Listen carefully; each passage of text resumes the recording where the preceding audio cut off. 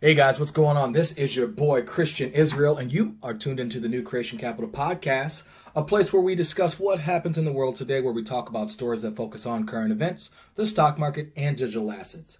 Of course, this is a new you, a new future, and a new creation. Happy Monday, everybody. It is April 27th. It is the last Monday of the month. Wow, we are made it. We have made it through another 30 days and another month of the year. If you guys aren't tuned in specifically right now on any certain platform, you guys can find us on Apple, Google Play, Sketcher, Spotify, of course, the Anchor platform where you can support us, partner with us, or message with us. You can also find all of our content on the publishox.com cryptocurrency blog-based website. You can find all of our audio and video here. If you don't want to go there and you just want to go to something that you already trust, you can go to the YouTube platform, type in New Creation Capital, tap the little bell button there, do the social media thing where you can find all of our videos right there on the spot. Of course, you can also converse with us at Twitter at New Creation Cap, where we love to talk with you guys. So, before we dive into the day's story, which is what and who is Polysign, we're going to do an intro to Polysign. I'm going to show you why we got there. But before we got there, of course, there's something around the corner that's pretty important. That is the Bitcoin block rehalving, which is 14 days, 19 hours, 31 minutes, and 35 seconds away. What is the block halving event? It's basically where the miners get paid to actually mine Bitcoin. Right now, they're getting paid 12.5 coins per block, and that will be cut in half to 6.25 coins per block post halving. This is done because Bitcoin was designed as a deflationary currency like gold, that over time that the issuance of Bitcoins will decrease and thus be scarcer over time. So the point is, cut in half, decrease the supply, increase the demand, and hopefully that makes it all go up. So right now we're looking at May 12th, 2020. Before that, blockcoin halving. So let's go ahead and jump into today's story. So what I want to do is talk about what I saw from CryptoPenny CO on Twitter here. And this was from a tweet from back in 2018 by Rachel Lee, who was affiliated with Ripple. And so, again, this is a cryptocurrency, digital asset-based podcast, but we also focus on current news. So you'll see us talking about the stock market. You'll see us talk about the dollar crashing. You'll see us talk about housing market, banking, just what's going on in the world there. But all that leads back to a financial reset, in my personal opinion. And with that, moving back to the financial reset, that means we have to do a monetary reset, which means we have to do a global reserve reset, which leads us to XRP and Ripple Labs, and it's kind of putting in where we look at. So we're going to focus on behalf of my little brother. He was like, what is Polysign? So we're going to do an intro to Polysign. There are some pretty awesome channels that have done really big deep dives into Polysign. We're just going to do an intro to Polysign here because I already talk a lot and I don't want to have to talk for 3 hours on this. So this is an intro. If you like what you see, let me know, message me, subscribe, comment below, and I'll do a deeper dive into it. Right now, this is just the intro. This is just the tip of the iceberg of Polysign. So let's start with Rachel Lee and an old Twitter account that she used to have. It says here, just sit back and enjoy the show. The Cobalt update and Polysign will be the last things you hear and see before the rocket engines blast off to the moon and beyond. Buckle up. End of year 2018 rocket ship will wait for nobody. So obviously it didn't happen in 2018, but she did say that Polysign will be the last thing you hear and see before the rocket engines blast off to the moon. And you see here Joe Cat say, so I guess I'll reveal a big secret. I've been talking about dropping to part-time at Ripple, working more part-time with external companies, working to solve problems that Ripple isn't working on. One of them would be a high-quality wallet. And then you see here, can't say what the others are, but they're things Ripple can't do for good, things that Ripple can't do that are good for XRP. Then you see here, XRP is a ledger open resource, decentralized exchanges, institutions, that other users of XRP run the open source, and that kind of goes into what Ripple and XRP are. So Joel Katz, who is one of the big dogs, and Ripple replies to this thing about Cobalt and Polysign, right? So thank you for CryptoPenny. Now let's fast forward here. and see what we see. So here we find something by Panda Ripple XRP. And he says here, watch David Schwartz speaking at the University of Texas in Austin, sharing his views on various blockchains and cryptocurrency questions. Someone asked David about Polysign progress, and watch how excited he is. So we're not going to go the whole video. Let's just click on specifically this video right here. God, I really wish I could answer that, but I'm under a non-disclosure agreement with Polysign, and because they're in stealth mode right now, I don't know what I'm allowed to tell you. I can tell you that they're in the custody business, and of course I can tell you that they're doing it like an amazing way, that, you know, Arthur and I are behind this, we're the lead guys on the technology, and obviously, like, we're doing it, we think we're doing it right, but unfortunately, I don't know what. I really wish I could tell you because it's so freaking cool. I'm busting with wanting to tell people what we did, and they're like, oh no, we're still in stealth mode, it's still non-disclosure, so unfortunately I cannot answer that question, but I feel really bad about it. So you see there, he is excited about it. He's obviously under a non-disclosure agreement, so he can't talk about it, but this is him a year later describing how he obviously is a part of it, and he's excited about it, and it deals with custody. And there's some amazing things happening. So let's dive in and start our intro. So there's two things it says. If this is the last part, right, and you saw 2018, 2019, we're now in 2020. Let's see. And of course, we've heard, if you are a part of the Ripple community and the part of our XRP standard, that Polysign has actually updated their website, right? So that I'm not saying anything new there. Anything on this content, you probably won't hear new. If you're just a listener to me and not someone else, just trying to help my listeners and subscribers out here, okay? So Polysign.o, okay? Initial offering. So it says here, Polysign, building the future of digital assets. Polysign develops state-of-the-art, secure, scalable infrastructure for financial institutions to fully leverage their digital assets. It says the opportunity of a generation. Our mission at Polysign is to drive global use of digital assets by building best-in-class infrastructure that enables institutions to secure and transact in digital assets across the capital markets and payment sector. So we have something that's kind of a bridge here, helping move stuff. Proprietary blockchain technology. Leading blockchain architects Arthur Britto and David Schwartz. David Schwartz is the gentleman you just saw that was talking in the little video. Designed Polysign technology, Polysign's technological engine for securing digital assets. Their third generation proprietary private blockchain technology is foundational to the development of digital assets infrastructure. Groundbreaking security. Polysign is breaking new ground with patented systematic security that enables best-in-class storage, transactions, and payments. Okay, here we go. Silicon Valley meets Wall Street. So tech meets bankers.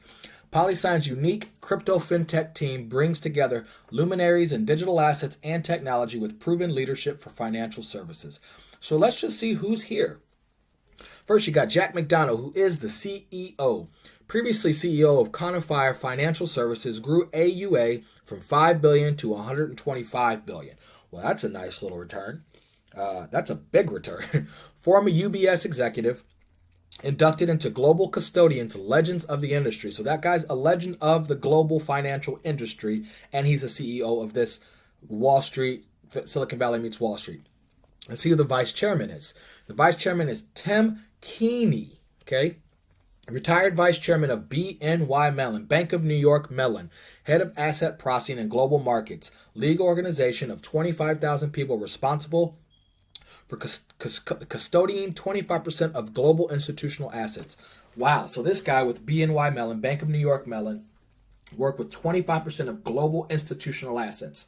Whew. We're talking here, so this guy knows how to work with assets. You got the other guy here who knows how to build the money and triple it, double it, quadruple it, 100x it, right? And then you have next David Schwartz, board member, advisor, CTO, and chief cryptographer at Ripple Labs, co-designer of XRP Ledger, one of the foremost civilian cryptographers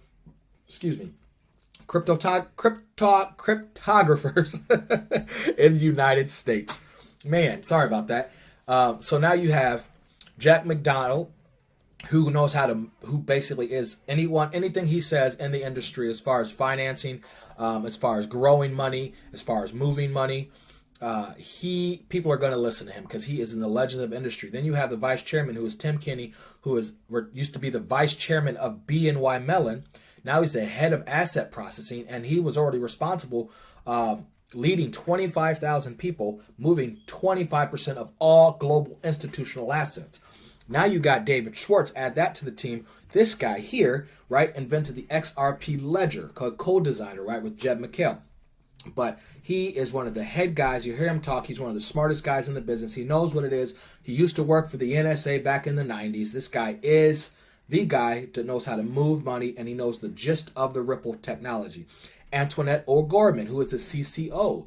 Previously the CCO at Ripple Labs, former independent consultant, Promontory Financial Group, following 15 years in traditional banking at MUFG and HSBC. So she, who is a chief consulting officer at Ripple Labs, is now here. So she's consulting. She used to be a part of a financial group in traditional banking, leading those two. So you got someone who knows how to grow money, is considered a legend in the industry. You have Tim Kinney, who is the vice chairman, who knows how to control the institutional assets and organize it. You got the guy who knows how to move it quickly and creating liquidity for these processes. And then you got someone who's part of traditional banking. Okay? Lead consultant used to be at Ripple, so someone at Ripple, now here. Then you got Arthur Britto, of course, the co-founder of Ripple Labs and co-designer of the XRP ledger, along with David Schwartz. Ripple has grown to over 30 billion assets in just 5 years. So Arthur Britto is the big dog.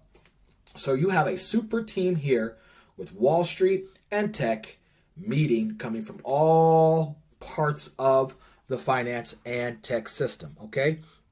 Here's what they say now. Raising the standard and regulation and compliance. We aim to integrate with existing financial organizations and global markets and rigorously embrace the high standards of regulation. Relationships come first. Our leadership team understands financial institutions from the inside out. We're built to support them, and are dedicated to acting with integrity and trust throughout the entire relationship. Building trust between companies.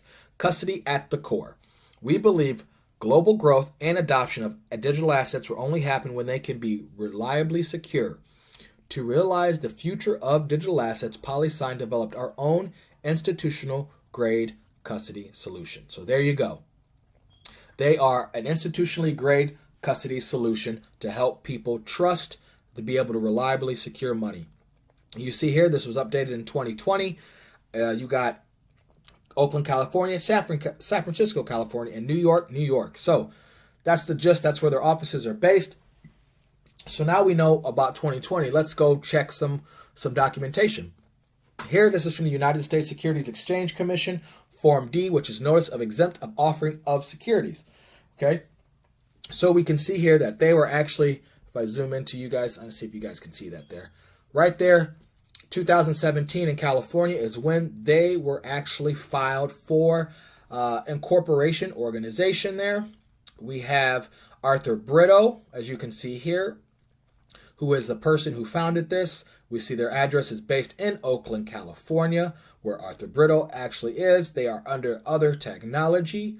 Right now, they have no revenues. They are Section 506B. Look that stuff up if you're interested. This is a new notice type of filing. Date of the first sell was January of 31 of 2018. So they are letting people know they have sold some of their actual stock to somebody. They are, as an equity was what it was. So someone bought equity in this company in January 31st, 2018. Let's see, as a broker and a dealer, the total offering amount was $3.6 million. Total amount sold was $3.399, so $3.4 million. And total remaining to be sold, so still $200,000. So I'm curious what that is. Arthur Britto basically is the big dog. All right. And this was signed by Sari G. Porter, who is the corporate secretary of Polysign, on February 09, 2018. So we know that someone is invested in this. Number of totals who already invested. Here's a fun fact. There are already 6 people invested right here. 6 people already invested in Polysign. And if we go back to this, we see here there are 5 people. So someone is missing. Just going to point that out. Even if those are the 5 people, there's still someone missing. So that's pretty interesting. We have 6 investors total in Polysign. Let's move on. So here, I found this on triplebyte.com.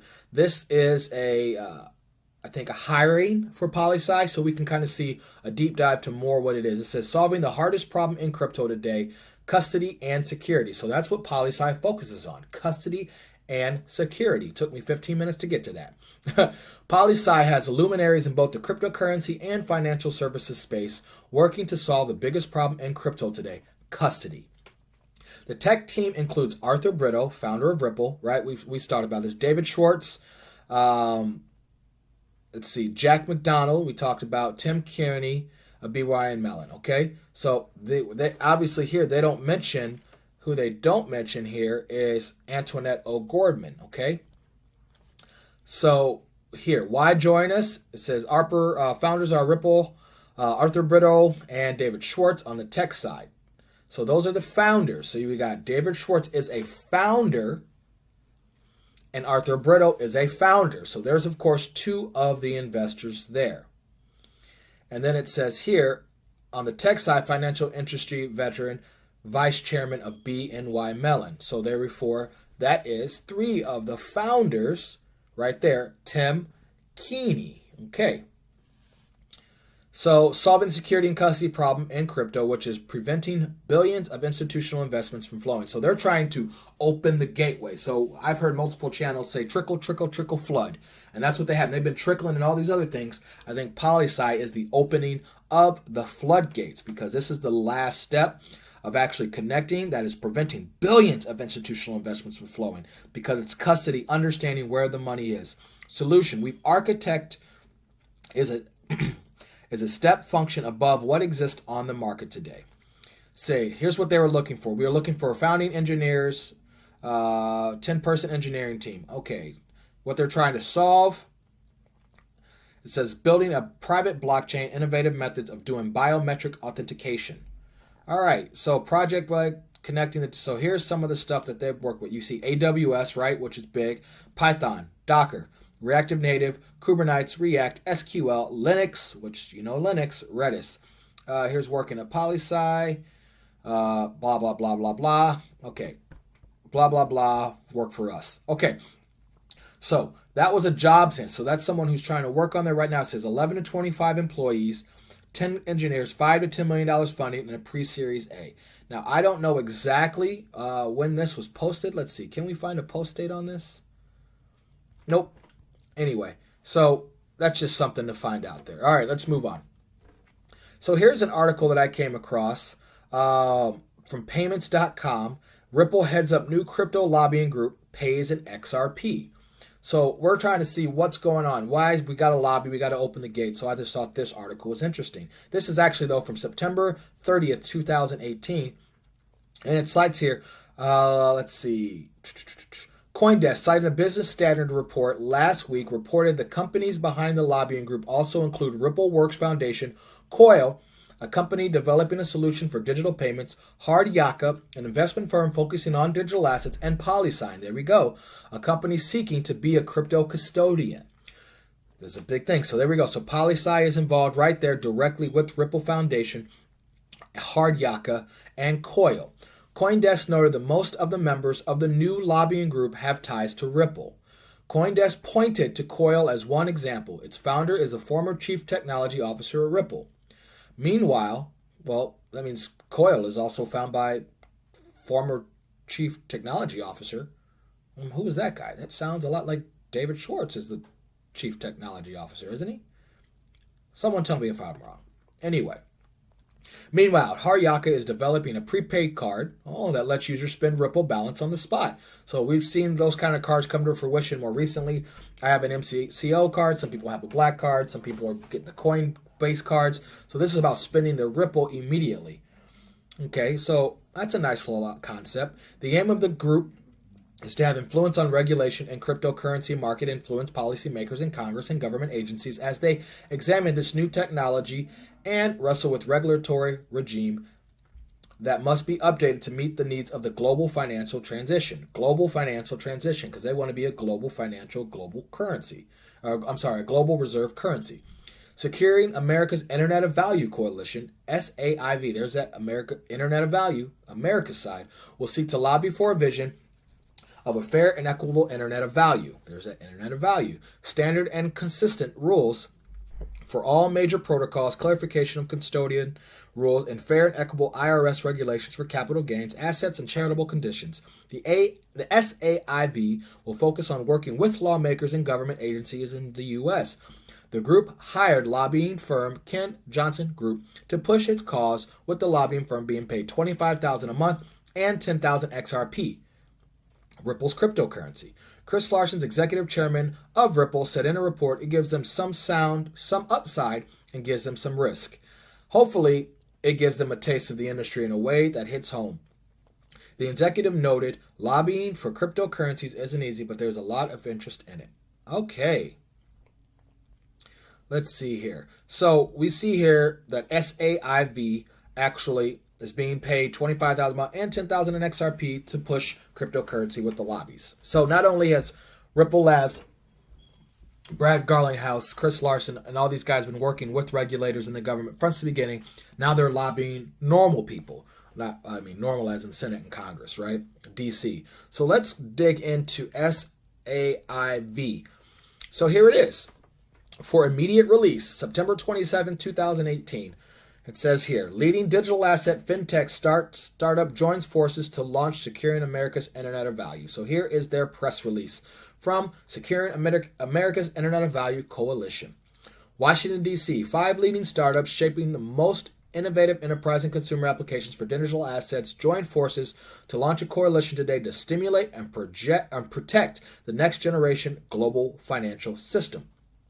The SAIV puts founding members Coil, Hardyaka, Polysign, RippleWorks, and Ripple at the forefront of the industry's efforts to educate policymakers and work side by side with them to encourage innovation, promote transparency and competition, to protect consumers, investors, and digital asset market space, and American jobs. Today, information, news, multimedia assets can move around the world in a split second, yet international financial transactions can take days and often carry significant error rates and costs that could reach more than $1.7 trillion in a year on cross-border transactions of $180 trillion. The Internet of Value is making it possible to process those transactions instantly. Well, look at that. Let's see here. The Internet of Value will have the same dramatic economic social benefits as the Internet Protocol, IP, did for data. That's the Internet, guys. For data, and the shipping container did for goods. America has the opportunity to lead this global transformation, and it starts with our policymakers, said Chris Larson, executive chairman and co-founder at Ripple. As these new technologies grow, blockchain and digital assets protocols consistent with America's long-term interests should be treated equally to those dominated by foreign jurisdictions. Polysign CEO Jack McDonald added, digital assets will only reach their full potential adoption when we achieve widespread education and understanding, as well as institutional-grade infrastructure in the industry. SAIV will focus our efforts on working with those U.S. policymakers and government agencies who can help us realize these initiatives. We have Stefan Thomas, founder of Coil, noted, there is little doubt that payments will get increasingly automated and friction will decrease. However, this creates new challenges and opportunities for financial regulation. As a company that heavily invests on modern payments and technology, we're expected to participate in SAIV from a user's perspective to help lawmakers and regulators navigate this space. We have Craig Kidd, co-founder of Hardyaka, said, Hardyaka welcomes an opportunity to foster a dialogue with U.S. policymakers to ensure the U.S. lead digital payments efforts will flourish at home and abroad. All right, so they are going to focus on promoting a vision of a fair and equitable Internet of Value, standard and consistent rules for major protocols, qualified custodian rules for clarification, fair and equitable IRS regulations for gains, assets, and charitable contributions.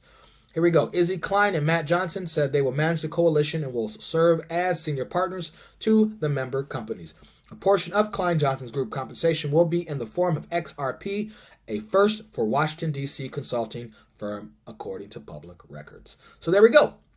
There's the public release, and those people have been lobbying now for a little about a year and a half, pushing forward to 2020 being the year of the digital asset. Okay? All right.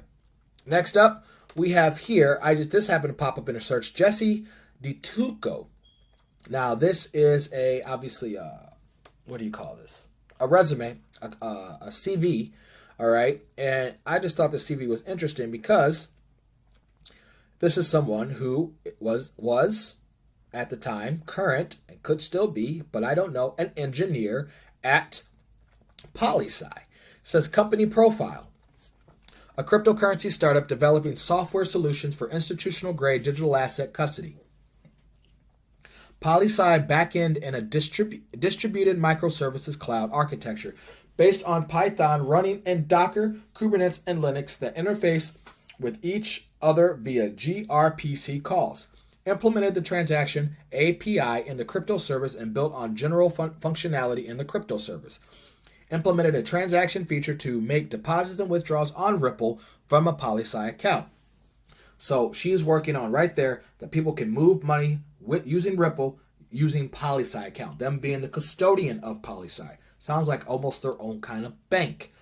Created Celery tasks to fetch new transactions and update balances from Ripple's ledger on a beat schedule. Increased unit test coverage from 0 to 91% and maintained the high level of coverage as new APIs were added.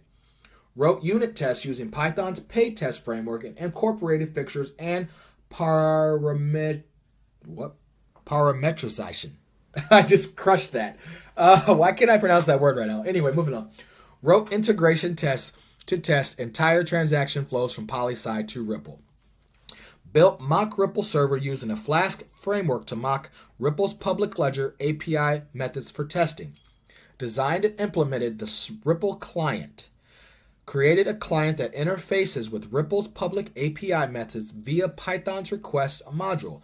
Added a subscribe feature in the Ripple client, which opens a WebSocket connection to the Ripple public network to subscribe to the ledger stream on Ripple's public API. So, a lot of that stuff, I have no idea what it means, to be honest. So what I can do, though, is notice that she is basically helping create and make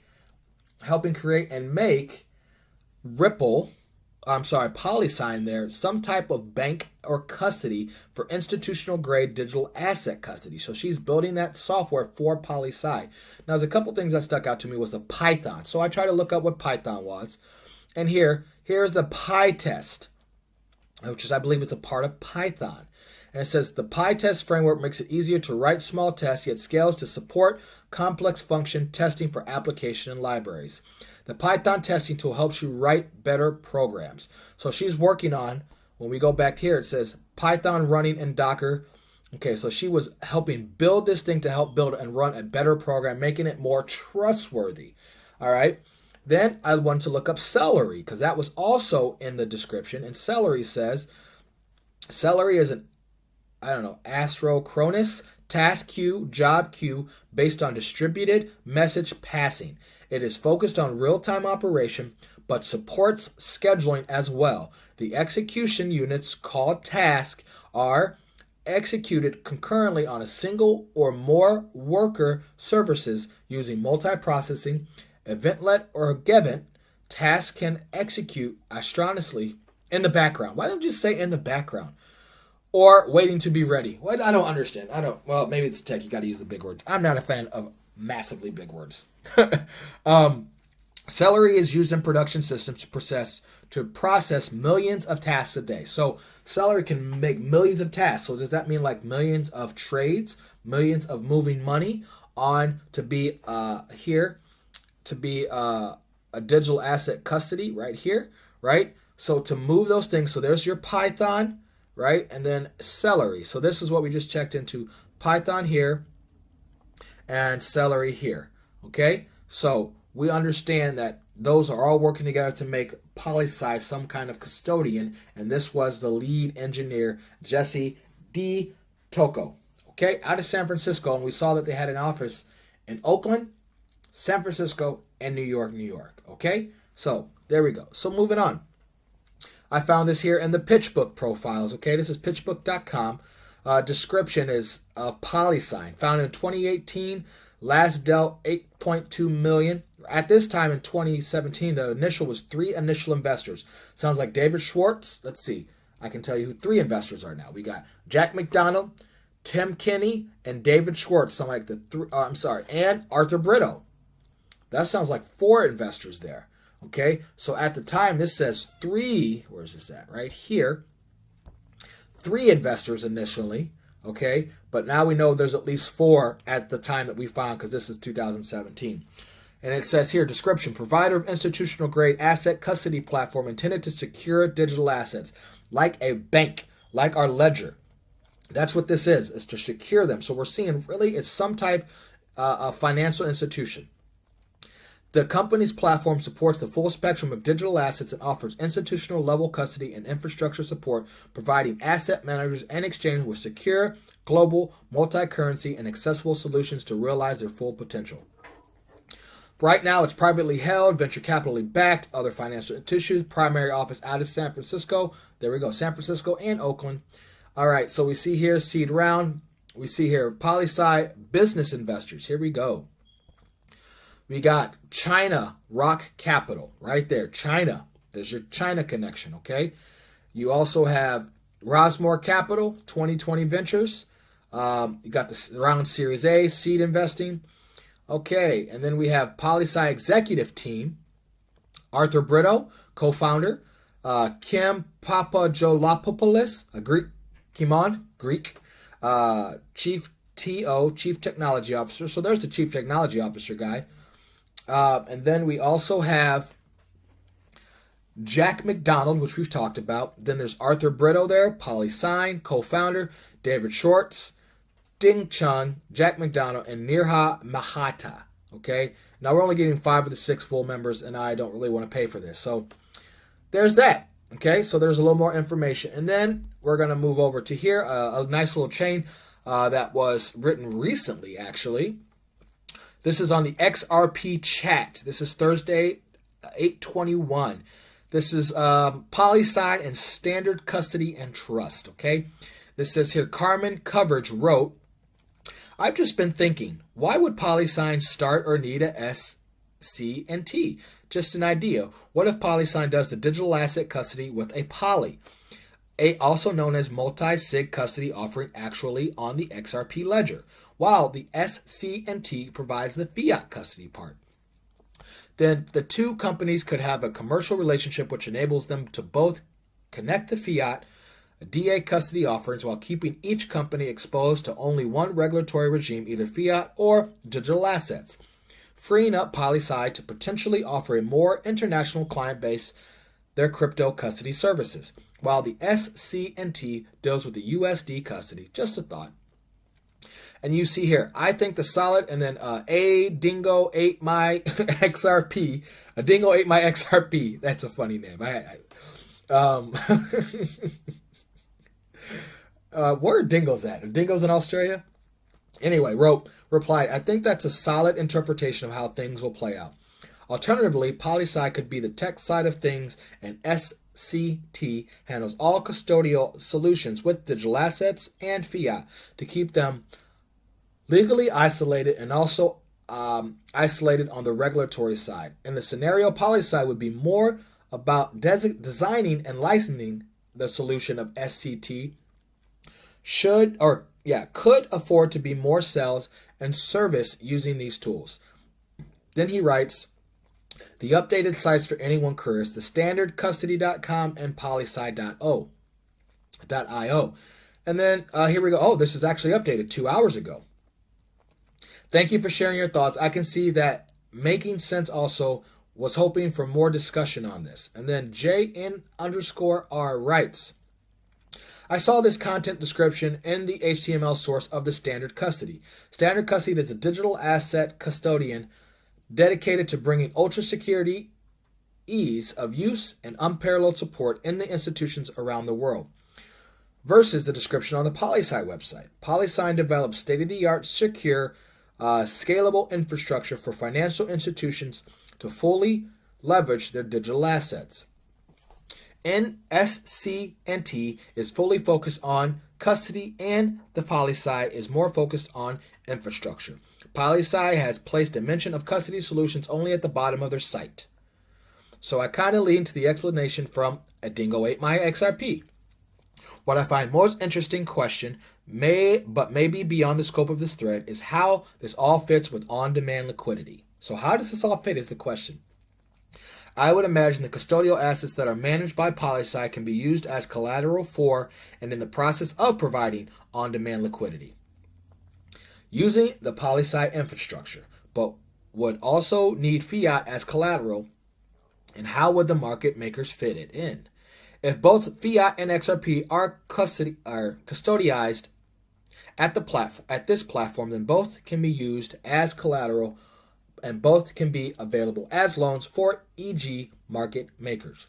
But I cannot reason it further than that. The loans have to be paid back at one point, for which you need some further liquidity, etc. So thanks, JN_R. So I was going to end that on one point. So here, we talked about Polysign and the standard custody. So let's see. I'm going to close it like this because this is obviously the next step to Polysign if you put them together. And here we go. The standard custody and coming soon. All right. So right now it is not there. And that's why this guy here says inside of the protocol, which I will not do that on this channel. But inside of the actual description, it says standard custody is a digital asset custodian dedicated to bringing ultra security, ease, and use and unparalleled support to institutions around the world, while Polysign develops state-of-the-art, secure, scalable infrastructure for financial institutions to fully leverage their digital assets. So there it is, guys. There's your intro to Polysign. So Polysign, and then the next step is the standard. So we see that you kind of look, that little circle in between, we got kind of a combination. So these two are obviously connected and work together and are the last step. So they just updated their website, and now the standard has now updating their website. More to come. We see it's in 2020, and this looks like New York behind you. So we are moving forward, guys. So what do you think? Please comment below. Let me know what you think. Let me know how you feel. And more importantly, oh, I think I downloaded. I didn't see that there the whole time. More importantly, do your own research, right? This is not financial advice to invest in XRP, but you should do it anyway, as the Bearable Bull says, guys. Please let me know, write in the comments what you think. Let me know if you believe XRP is the standard, and if Polysign, and if this intro to Polysign video made any sense to you whatsoever, or if you got more information, okay? So please, I think my knuckles just cracked as I was counting on my fingers, so sorry if you heard that. Of course, you guys can follow us and like us and do the social media thing, but before we close out, let's go ahead and dive in to see what the intraday in the markets are doing. All right, right now, let's see here. Let's zoom in as we like to do. Right now, the Dow is up 1.11%, sitting at 2404. 2435 on the ticker.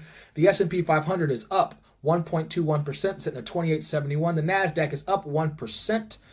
Sitting at 87.25. Gold is down 0.77%, sitting at 1,072.22. Oil is down 27.74% at 12.24. So there we go. Oil did its little dead cat bounce and now is on the DAC down. All right, let's check out Nomics and see the prices right now. Bitcoin is sitting at 76. Let me refresh and double check and make sure this is completely up to date. All right. So we have Bitcoin is sitting at $7,664, up 87, almost at 87%, 0.87%. Ethereum is down to 192, down 1.35%. XRP is at 19.4%, sitting up 0.5%. Let's see, what else are we invested in here?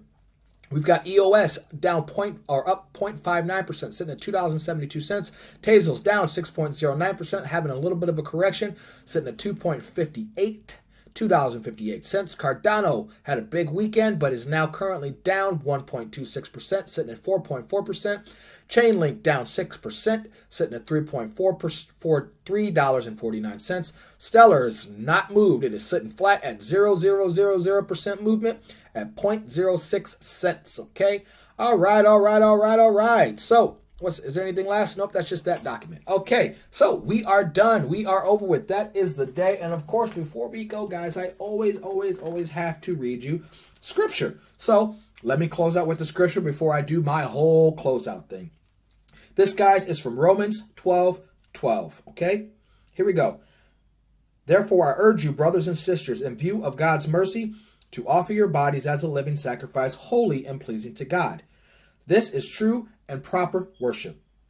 Do not conform to the pattern of this world, but be transformed by the renewing of your mind. Then you will be able to test and approve what God's will is, his good and pleasing and perfect will. Okay, guys? So try not to transform. Yes, we talk a lot of stuff about the world and what's going on. But remember this, yes, it is a new you, a new future, and a new creation. And what this means, not only about digital assets, but that when you believe in Jesus Christ, you can become a new you who will give you a new future because you are a new creation in him. And so therefore, my focus is on Jesus first. And I just happen to do this podcast, a guy in his bedroom who happens to kind of be in the financial space and wants to share some information with you guys. So just, that is the 4 months of this. That's why you can see on Sundays, every Sunday, we do Sunday scriptures. Yesterday was a doer of the word. We go over the book of James, so you can look on that. Outside of that, the other 5 days of the week, you could see on Friday, we talked about Bitcoin to $1 million. Then we did the Bloomberg Research compares Bitcoin to gold, where you can find on Publish OX all of our content, either audio or video. Of course, you can go to YouTube and check out our page just for the videos. There you can find everything you need to see right smack there. Of course, you can converse with us on Twitter at New Creation Cap. Thank you to everybody who has done that.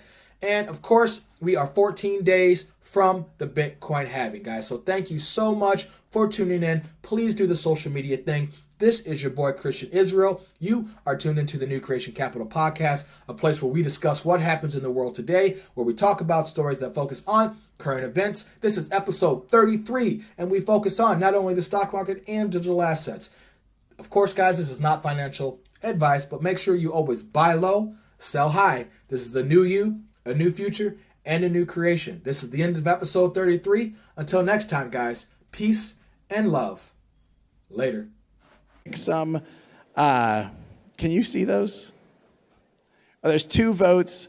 Let me try. Do you see IMF holding crypto assets in the future? Oh, they're over here. That's easier. You want to take one? Go for it. The first one's for you. IMF. Do you see IMF holding crypto assets in the future? I did not put that up there. Remember, I'm from the legal department. I'm supposed to be very conservative about these things. I don't want to go into great details about Maybe the I IMF. should take what the IMF is going to do. I think we stunned Ross into silence with that one. For that to happen, okay, under the current legal framework, some country would have to use a crypto asset as its currency. Which goes to the next question that was on the list, actually. Will central banks issue digital currency become a reality in the next few years? Well, again, there's a lot of work being done this through by a number of central banks in different, regions of the world. I think generally speaking, many of these central banks are coming to the conclusion that they don't see the benefits right now of doing it, but they're very seriously considering the use case. And I think as work proceeds, they maybe become the possibility may increase. Particularly the Bank of Canada with its Project Jasper experiment has realized that a central bank digital currency on its own may not offer benefits now, but when combined with other things like the security settlement system, the use cases begin to emerge. So let's keep an open mind.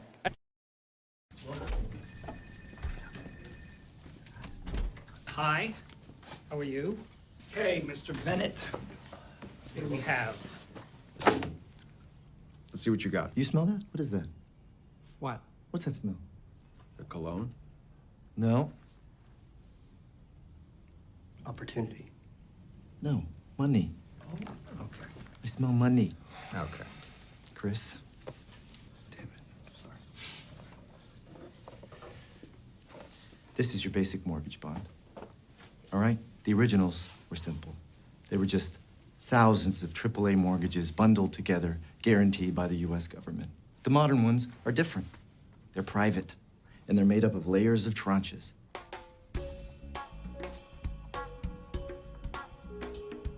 The highest level AAAs getting paid first, the lowest rated Bs getting paid last, taking on defaults first.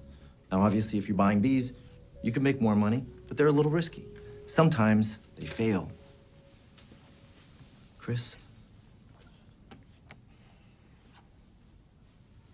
Somewhere along the line, these Bs and double Bs went from a little risky to dog shit. Where's the trash? Behind you. I'm talking rock bottom FICO scores. No income verification. Adjustable rates, dog shit. The default rates are already up from 1% to 4%, fellas. And if they rise to 8%, and they will, a lot of these triple Bs are going to 0 too. And that, you're too close, is an opportunity.